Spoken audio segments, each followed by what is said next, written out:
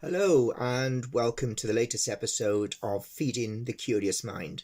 My name's John Pullen, and I'm an author of fiction and non-fiction books. This particular episode is about a famous person. If we compiled a list of the top music performers of the 20th century, then surely John Lennon of the Beatles would be on that list. He was born in Liverpool in 1940. And as a teenager, he started his first group. They were called the Quarrymen, and the name came from the school they attended, the Quarry Bank High School. After a short while, the final lineup was there, and it consisted of John Lennon, Paul McCartney, George Harrison, and eventually Ringo Starr. Another short time later, they changed their name, of course, to the Beatles, and as they say, the rest is history. They played the clubs around Liverpool, including the iconic Cavern Bar.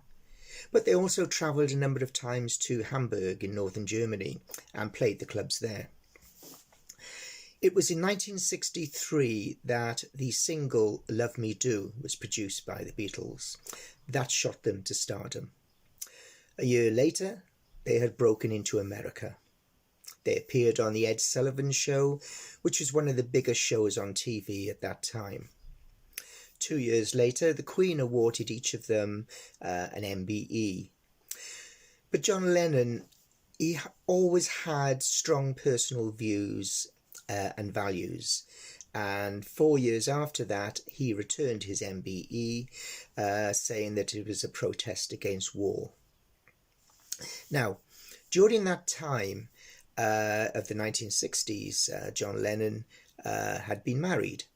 But towards the end of that decade, he met an artist called Yoko Ono, and they became an item. It is often said that Yoko Ono was the reason the Beatles broke up. But there's an equal number of people that say, no, that's not the case. So I'll leave it to you. But John Lennon said something once to the media, and he said that the Beatles were bigger than Jesus, and they started to lose quite a lot of their audience.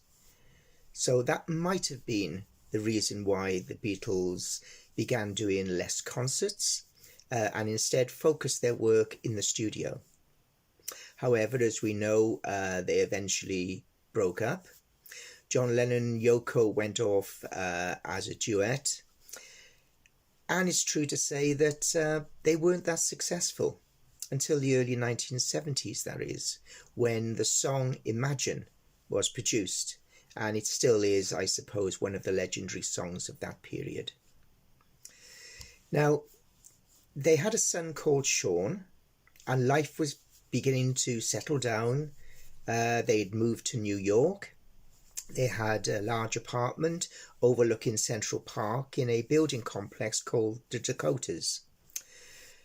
In December of 1980, John Lennon was arriving back at the Dakotas and walking towards the gates when a deranged fan by the name of Mark Chapman came up behind him and fired 4 bullets into his back. A short time later, the legend of John Lennon died.